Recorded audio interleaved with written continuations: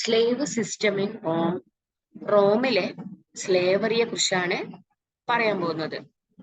അടിമ സമ്പ്രദായം, slave system.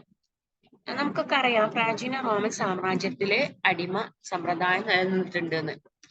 അത് മറ്റുള്ള സംസ്കാരങ്ങളെ വെച്ചൊക്കെ നമ്മൾ കണ്ടംപററി ആയിട്ടുള്ള നിരവധി സംസ്കാരങ്ങൾ ഉണ്ടല്ലോ. ഗ്രീക്ക് സിവിലൈസേഷൻ, അതേപോലെ തന്നെ മുമ്പ് ഉണ്ടായിരുന്ന മെസപ്പൊട്ടോമിയ, ഈജിപ്ഷ്യൻ സിവിലൈസേഷൻ, ഇവിടങ്ങളിലൊക്കെ സ്ലേവറി ഉണ്ടെങ്കിലും റോമിലെ അടിമ കച്ചവടം ഒരു വ്യവസ്ഥാപിതമായിട്ടുള്ള ഒരു സ്ലേവ് സിസ്റ്റം ആയിരുന്നു.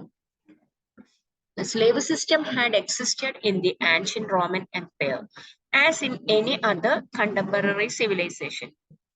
As an institution and a practice, it reduced the freedom and dignity of man. It is estimated that 30% of the total population in ancient Rome was slaves.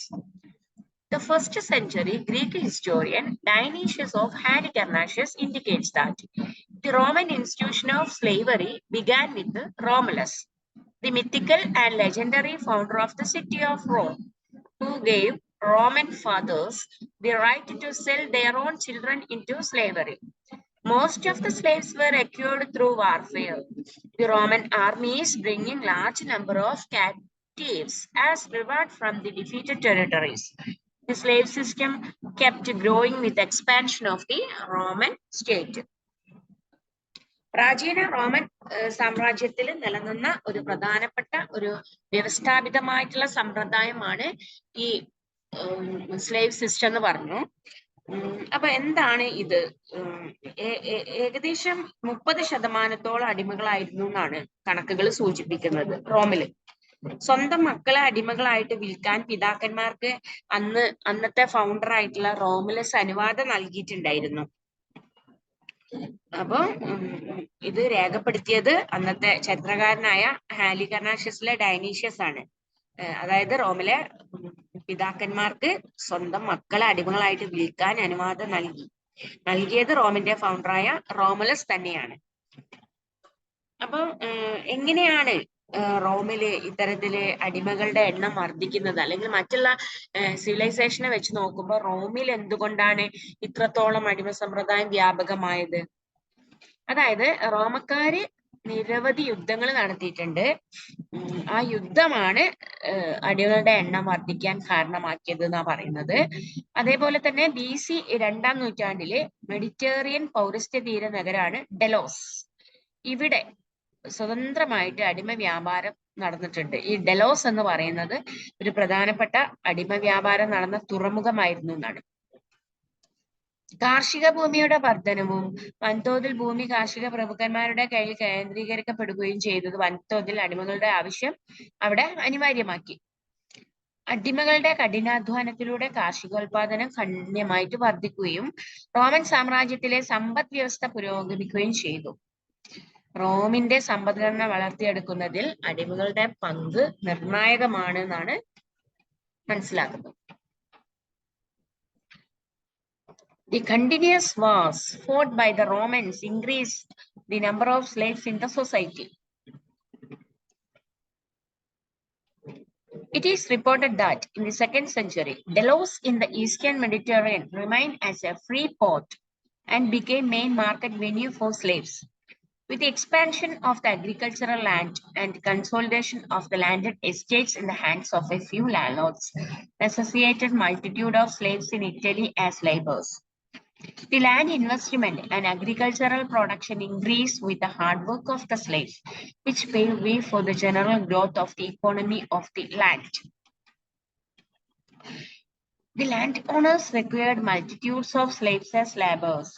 It was primarily made available by wholesale dealers who followed the Roman armies. It is said that Julius Caesar, on his annexation of Gaul, had sold 53,000 of war captives as slaves on the spot. An official designated as quaestor would oversee sale in public auction or sometimes in shops.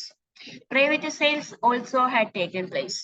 In public auction, sometimes slaves stood on revolving stands, and around each slave was sold hung a type of plaque describing his origin, health, character, education, and other information pertinent to purchases. റോമക്കാർ നടത്തിയ നിരന്തര യുദ്ധങ്ങളാണ് Roman സമൂഹത്തിലെ അടിമകളുടെ എണ്ണം വർദ്ധിപ്പിച്ചത്. അന്യദേശങ്ങൾ കീഴടക്കാൻ പോയിരുന്ന Roman സൈന്യത്തെ അടിമകളുടെ മൊത്ത കച്ചവടക്കാർ അനുവാദനം ചെയ്തിട്ടുണ്ടായിരുന്നു. റോമിലെ ഭൂപ്രഭുക്കന്മാർക്ക് വൻതോതിൽ അടിമകളെ ആവശ്യമായിരുന്നു.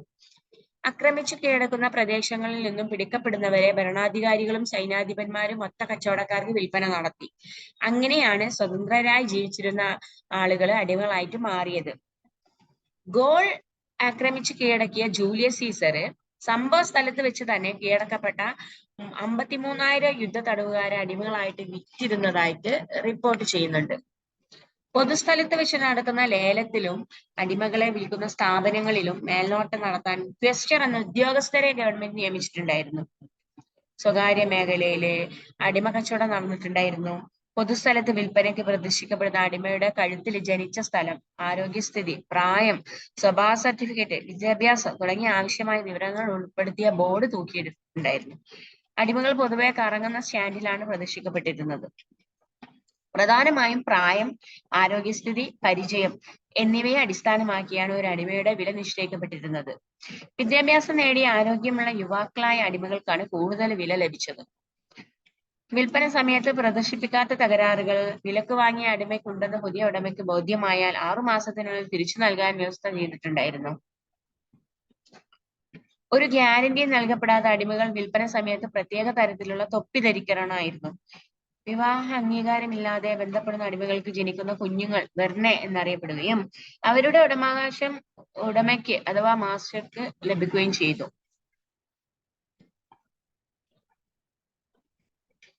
The landowners required multitudes of slaves as laborers. It was primarily made available by wholesale dealers who followed the Roman armies. It is said that Julius Caesar, on his annexations of Gaul, had sold 53,000 of war captives as slaves on the spot. An official designated as quaestor would oversee sale in public auction or sometimes in shops. Private sales also had taken place. In public auction, sometimes slaves stood on revolving stands and around each slave for sale, hung a type of plaque describing his origin, health, character, education, and other information pertinent to purchaser. Prices of the slaves varied according to their age and quality, and young slaves with good health and education would fetch high price in the open market. The dealers were required to take back the slaves within 6 months if the particular slave have defects not manifested on sales. Slaves to be sold with no guarantee made to waive cap at auction. The offsprings of union between slaves, marriage of which was not recognized, called verne, were to be owned by the master. Generally, the contemporary Roman writers have informed that the slaves were normally well treated. However, from the writings, it is assumed that most of the slaves lived in harsh conditions and ill-treated. Cato the Elder is said to have expelled a sick slave out of his house. Hadrian the king destroyed the eyes of his slave with a stylus during rage. The Roman ladies usually punished their maids with a sharp iron instrument.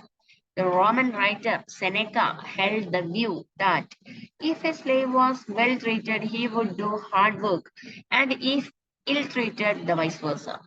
Severe punishments were given to the slaves for serious crimes. If a slave killed his master, the authorities used the principle of collective responsibility and put all the slaves into the household to death. പൊതുവെ പുരാതന റോമിലെ അടിമകൾ നല്ല രീതിയിൽ പരിപാലിക്കപ്പെട്ടിരുന്നു എന്നാണ് സമകാലീന Roman എഴുത്തുകാർ പറയുന്നത്. അന്നത്തെ റോമൻ എഴുത്തുകാരുടെ സമകാലീന ലോക വീക്ഷണം മാറ്റി നിർത്തിയാൽ അടിമകളുടെ ജീവിതം ദുരിതപൂർണമായിരുന്നുവെന്ന് അവരുടെ രചനകളിൽ നിന്ന് തന്നെ അനുമാനിക്കാം. രോഗിയായ അടിമയെ വീട്ടിൽ നിന്നും പുറത്താക്കിയതായി കാറ്റോ ദി എൽഡർ പറയുന്നുണ്ട്. രാജാവായിരുന്ന ഹാഡ്രിയൻ ദേഷ്യം വന്നപ്പോ ഒരു അടിമയുടെ കണ്ണ് ചുവന്നെടുത്തതായി റിപ്പോർട്ട് ചെയ്യപ്പെട്ടിട്ടുണ്ട്. മൂർച്ചയുള്ള ഇരുമ്പ് ഉപകരണങ്ങൾ ഉപയോഗിച്ചിട്ടാണ് റോമൻ വനിതകൾ അടിമകളെ ഭേദ്യം ചെയ്തിരുന്നത്. നന്നായി പരിപാലിക്കപ്പെടുന്ന അടിമയാണ് കൂടുതൽ കഠിനാധ്വാനം ചെയ്യുക എന്ന് റോമൻ ഗ്രന്ഥകാരനായ സെനക്ക എഴുതിയിട്ടുണ്ട്. കുറ്റകൃത്യങ്ങൾ ചെയ്യുന്ന അടിമകൾക്ക് കഠിനമായ ശിക്ഷകൾ നൽകപ്പെട്ടിരുന്നു. ഏതെങ്കിലും ഒരു അടിമ തന്റെ യജമാനനെ വധിച്ചാൽ വധിക്കപ്പെട്ട യജമാനന്റെ കീഴിലുള്ള എല്ലാ അടിമകളെയും വധിക്കുക എന്നതായിരുന്നു പൊതുവെ സ്വീകരിക്കപ്പെട്ടിരുന്ന ശിക്ഷാവിധി. The slaves often sought freedom by escape. The law forbade harboring of fugitive slaves, and professional slave catchers were hired to hunt down runaway slaves. Advertisements for runaway slaves were posted in public places with rewards offered. When a runaway slave was caught, he was severely beaten and branded on his forehead F for fugitive, or metal collar riveted around the neck. One such collar preserved in Rome says, "I have run away. Catch me. If you take me back to my master Zonius, you will be rewarded."